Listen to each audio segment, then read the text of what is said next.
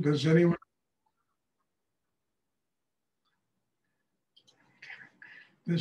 have a question? Do you have a question? Yeah.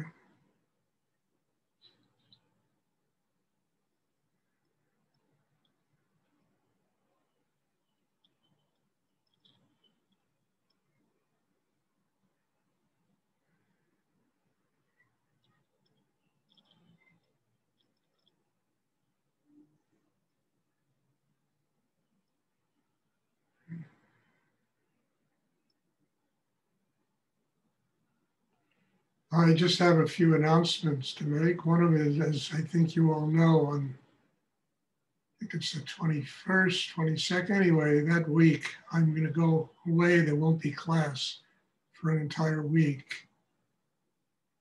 And the second announcement, it doesn't, I don't know, you know, I'm trying to put together a retreat for my birthday here in New York, and it'll be either the weekend before or the weekend after my birthday, which is August 10th. If people are interested in going, I know people live in Israel and Europe, it's not easy. But if anyone is interested in going, please let me know so I can put your name down on the list. I'm not going to do it if I get less than 20 people sign up. And also, I really am asking people that come to be vaccinated. I don't want to have any problems, anybody getting sick. There are all these variances going around that are very dangerous. And just getting tested is not enough. People have to be vaccinated, because even if you're tested, you can still catch the disease. So, I mean, ordinarily, I don't even think about these things. And frankly, for 20 years, I was very anti-vaccination myself. But, you know, with the kind of disease that's running around, I don't want to take chances of people getting sick. So I'm interested in doing this. It'll be either the weekend after or the weekend before my, my birthday. And if you're interested in coming, just let me know.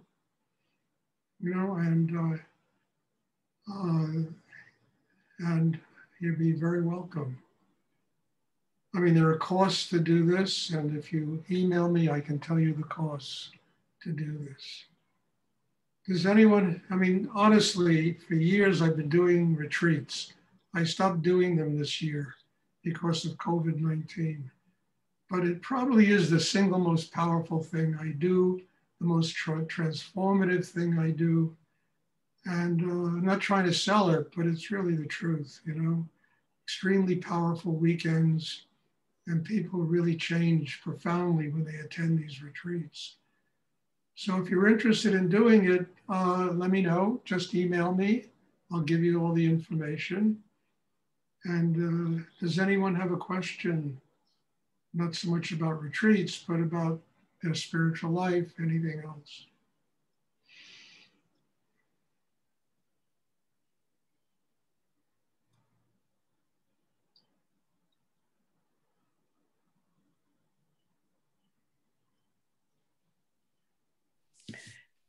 Stuart, I will try to make a good question.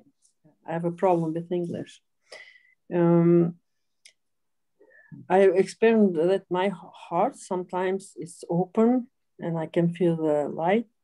And when it's a new thing, it's coming out, it's going over all my body, and my heart is locked in. And my question is it something with my heart or with all the things that I have? It's the fact that you're opening, and when you open, you tap energies in you that have been so buried all your life. You're releasing them. A lot of them are negative energies that you're releasing that create the condition that you just mentioned. And it's just a matter of continuing to go deeper, opening more, getting stronger inside. It's a thing I always talk about. But the deeper you go inside yourself, it's like drilling for oil, for God's sake. You got to go thousands of miles into the earth in order to hit a pocket. Meanwhile, you're going through all this, layers of shale and rock and granite and, in order to hit a pocket of oil. And we're no different. You got to plummet the depths of your inner being. And there's so much resistance and so many layers of, defenses that we have set up inside, that as you're plummeting, you're going to hit these things and they're going to affect your heart. And the whole purpose is to go deeper, get more open, stronger, and then these things just wash away. They wash away. And frankly, as long as we're alive, we're going to have stuff like that inside us. And the whole purpose of the meditation is to clean this stuff out, because that's the stuff that cripples people, that gets them sick, diseases, problems, mental, emotional problems, sexual problems. But we need to keep going deeper. And then this stuff comes up. It's like homeopathy, They get rid of the disease, they give you the disease, and then you don't feel well for a day. And then suddenly it flushes out of your system, And that's just the nature. It's an organic process. How inner work develops consciousness and how we get past all of the blocks and tensions in ourselves that we've set up all our life. Now, this isn't easy. I never said what we do is easy. We get to a certain level, we feel great, and then all of a sudden we go a little deeper and we hit more layers of rock that are inside us. And we got to keep drilling through it, getting to that other pocket of, where the joy, the love is, the sweetness is, the gratitude is. It's a process of just learning how to get deep enough inside so that eventually we attain a state of nothingness and it becomes a oneness with God and higher energy in the universe. And I'm not saying this is easy, but I'm also saying the only person you're really up against in this struggle is yourself. It has nothing to do with the politics in the world, the economics in the world, people starving in Ethiopia. It's yourself that you're up against. And that is the real battle of internal dragons. The Chinese always paint these dragons battling in the sky. That's the battle. It's with oneself.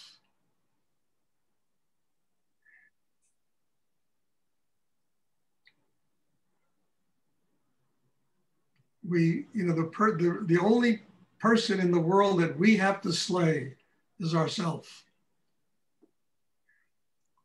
Because we are the resistance, we create the problem. And what we're cutting away are all the negative elements, the tension, the problems that exist in us, to get to a state of nothingness, a state of joy and love and permanent connection with higher energy in the universe. It's the greatest adventure on the earth. I don't know how many have read the book, The Odyssey by Homer. That's what it's about. Going from one situation to the other, between the two rocks and the Cyclops. And it really is all metaphors for the voyage that people take inside themselves.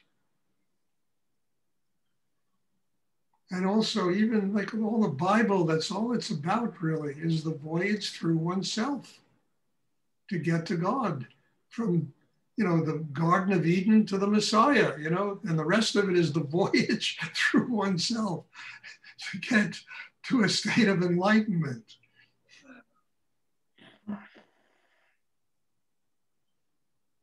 All the wars, the fighting, the this, the that, judgment, it's all about that voyage through oneself.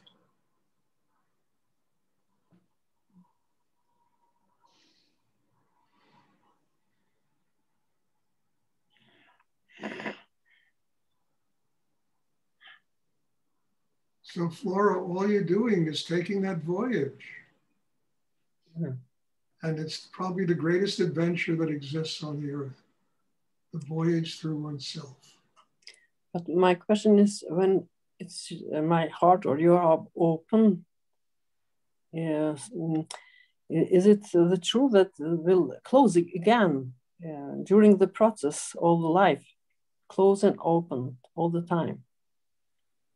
If I could. I don't understand. I don't understand either. I didn't make good question. My question is, I hope my heart will open one day for all.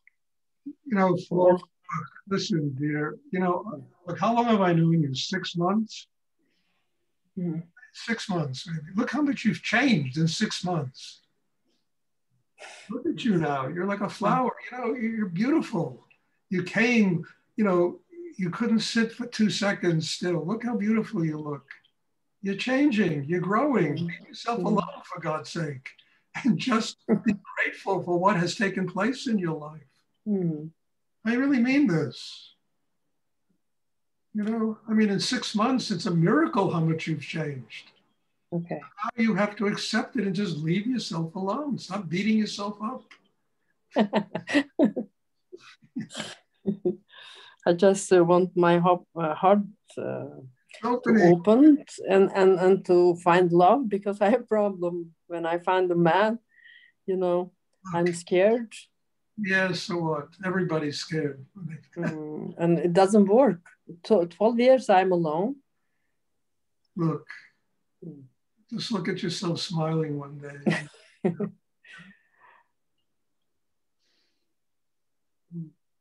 Does anyone else have a question they would like? Thank you.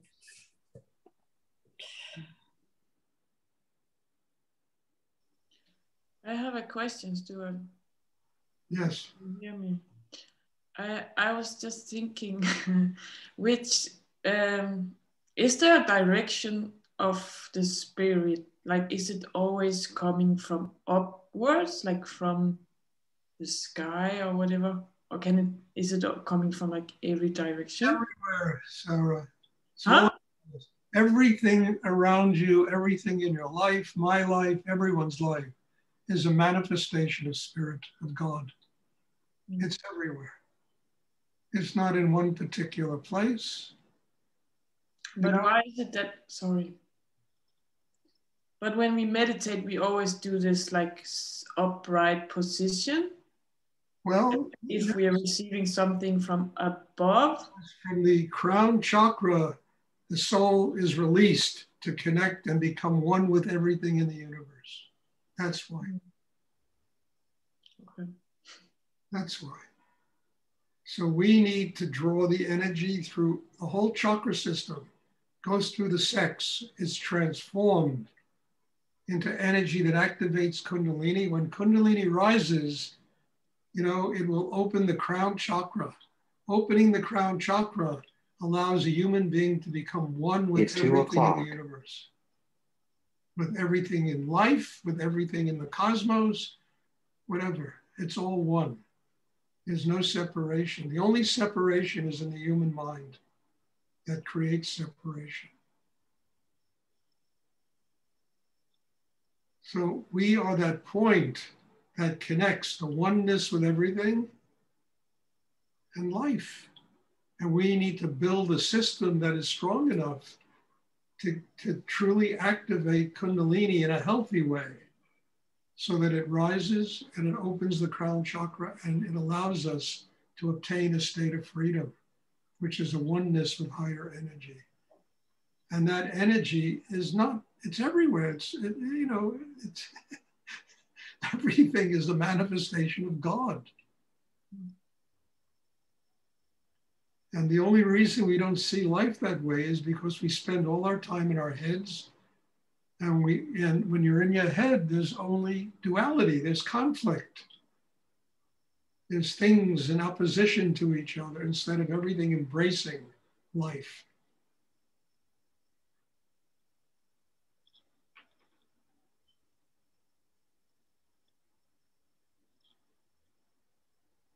And the reason we sit straight is that the spine is the only area in a human being where this energy rises. Everything else is down. It's heavy. But bringing it to the base of the spine, the energy rises. And the energy rising, the soul force rising up the spine, will connect us to what's infinite in the universe.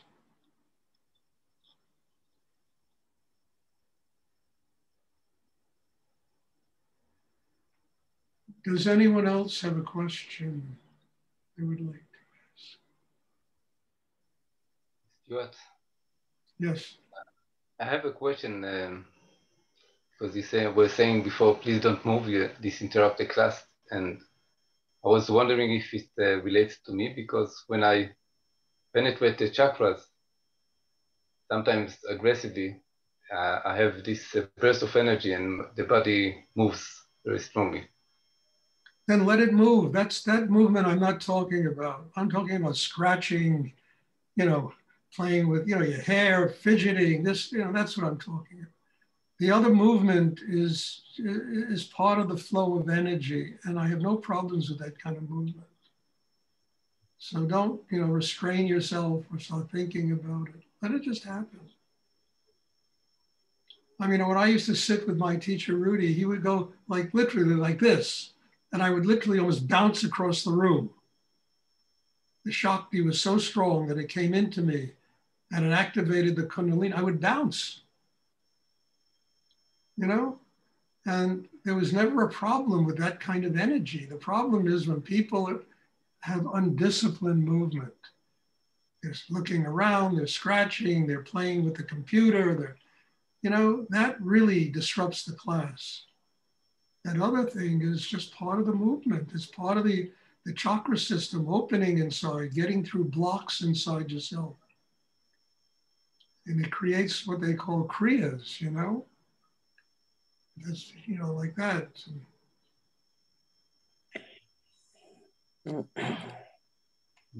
Stuart, it was me, I think you talked to me, but I did that because in Scream, it was another participator here, and I didn't know how to come back to you.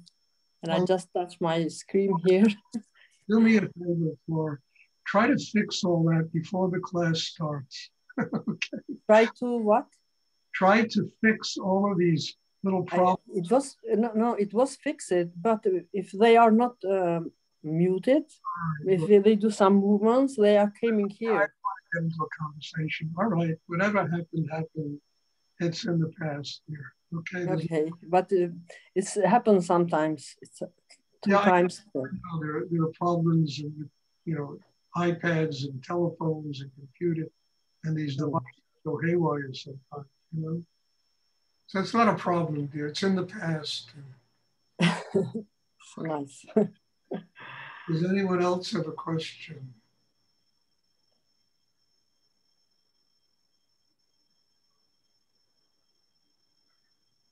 Okay, if there are no more questions, then there'll be class on Tuesday. And I'm hoping that people will attend. I mean, the classes are getting smaller and smaller. I don't know what people, maybe they're too strong for people. I don't know what, or, maybe it's just me. I'm not reaching people in a deep enough way. I don't know. I think it's summer. It's summer. It's weather. I think so. It's not you. I promise you. All right. Well, bless you all. And hopefully I'll see everybody on Tuesday. Thank you. Thank you.